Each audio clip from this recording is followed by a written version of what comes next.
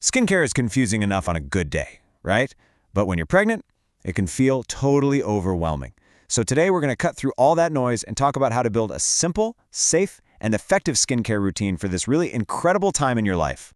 And if that's you, trust me, you are so not alone. That little moment of panic, it's one of the first things so many of us think about. You're looking at all your go-to serums and creams, and suddenly every single bottle feels like a giant question mark. So let's break it down together. So what's going on here? Why does everything suddenly feel so different? Well, it all boils down to a massive surge in hormones. We're talking estrogen and progesterone. And these guys are responsible for both that famous pregnancy glow and, well, a few other skin challenges that are a little less glowy. I mean, your body is doing this incredible thing, and your skin is just trying to keep up. You might be dealing with acne you haven't seen since you were a teenager, or maybe dark patches called melasma, or maybe your skin just feels super dry and sensitive all of a sudden. Look, all of this is super common, and it's exactly why being thoughtful about your skincare right now is so important. Okay, first things first, take a deep breath. This is not about throwing everything you own in the trash and starting from zero. It's just about being smart and strategic. We're going to figure out which products to put on the bench for a little while and bring in some amazing, safe alternatives to take their place. All right, let's get right to it. This is the most important part, the absolute non-negotiables.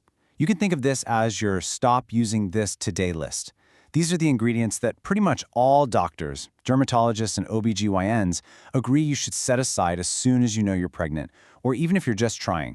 First up, the big one, retinoids. This is that whole big family of vitamin A stuff. It includes everything from the retinol you can buy at the drugstore to heavy-duty prescription treatments like tretinoin and Accutane. And they're in so many products because, let's face it, they work really well for anti-aging and acne. And this is exactly why they're a hard no. The biggest, most serious risk comes from the pills, like Accutane, which are known to cause severe birth defects. But because of that risk, the official recommendation from both the top OBGYN and dermatology groups is to avoid all retinoids, even the creams you put on your skin, just to be completely safe. So the bottom line is super simple here. Check your labels. If it's got retinol or any of its relatives, just put it away for now. Okay, next up on our hard no list is hydroquinone.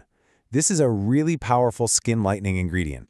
It's often used to treat melasma, which, ironically, is a common pregnancy skin issue. So you can see why it might be tempting to use, right? But there's a really specific reason it's on the avoid list. So what's the deal here?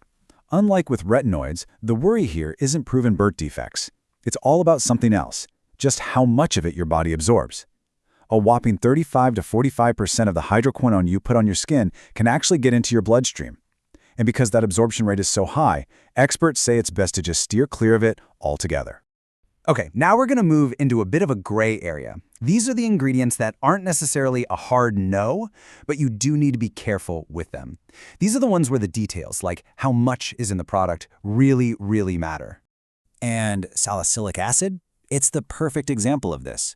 It's an amazing ingredient for fighting acne, but during pregnancy, it's all about the dose. High concentrations, like what you'd get in a chemical peel at a doctor's office, are off limits. But the really low doses, we're talking under 2%, that you find in a typical face wash or a spot treatment, those are generally considered safe because the amount that actually gets absorbed by your body is tiny. And you know, the same logic really applies to benzoyl peroxide, just stick to the lower concentrations, around 2.5% to 5%. And what's kind of surprising is that even some natural products need a closer look. Certain essential oils, for instance, can actually have effects you want to avoid. And finally, you've got things like parabens and phthalates. They're on the caution list because they're seen as potential hormone disruptors, so a lot of people just choose to avoid them to be extra careful. All right, enough with the don't use this list. Let's get to the fun part. Let's talk about all the amazing things you can use. These are your all-stars. The ingredients that are effective, have been well-researched, and are totally safe to use while you're expecting. Think of these as your new go-tos, your skincare dream team. You've got vitamin C for brightening and protecting your skin. Azelaic acid, it's a total game changer because it safely fights both acne and those dark spots. To calm down any redness, niacinamide is fantastic. And for that deep down hydration, you just can't beat hyaluronic acid. It's amazing for keeping stretching skin feeling comfortable and plump. Okay, listen up, because if you only do one thing differently, this has to be it. Those pregnancy hormones make your skin way more sensitive to the sun. That means using sunscreen every single day is the most important thing you can do to prevent melasma. But not all sunscreens are created equal. And this is where the difference is so important. On one side, you have mineral sunscreens. They use stuff like zinc oxide and titanium dioxide to create an actual physical shield that just sits right on top of your skin and bounces the UV rays away. That's why they are the absolute go-to for pregnancy. Chemical sunscreens work differently. They absorb the UV rays, and some of those chemicals, like oxybenzone, can actually get into your system. So because of that, pretty much every dermatologist will tell you to stick with mineral formulas. Okay, so we've learned a ton. How do we actually put this all together into a routine that doesn't feel like a chore? The goal here isn't something complicated. It's about a simple, steady routine that works for you and makes you feel good. Let's build one right now.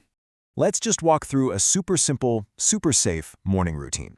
Step 1. Start with a gentle, fragrance-free cleanser. Step 2. Put on a vitamin C serum. This will help protect your skin and give you a nice glow. Step 3. Lock in moisture with a simple hydrator. Something with hyaluronic acid is perfect. And Step 4, the most important step, finish with a mineral sunscreen, SPF 30 or higher. A tinted one is even better because it gives you a little extra protection from light that can make melasma worse. So when you're standing in the aisle looking at a bottle, how do you make a good choice? Here are a few quick tips. Always look for fragrance-free, which is better than unscented. Also, a shorter ingredient list is usually a safer bet. And if you're really not sure, don't just guess. Seriously, pull out your phone and use one of these ingredient checker apps. They're made for this exact situation. And I really want to leave you with this quote from dermatologist Dr. Alina Bridges. She says, "Pregnancy isn't a time to ignore your skin. Safe options exist, and your skin deserves care too." It's just such a great reminder that making your routine simpler doesn't mean you're neglecting yourself. It just means you're caring for yourself and your skin in a smart, new way. So as we finish up, I want you to think about this one thing. What is one small, easy swap you can make today? Maybe it's putting that retinol on the shelf for a little bit, or grabbing a mineral sunscreen next time you're at the store. Just making that one small change can bring you so much peace of mind, and that's huge.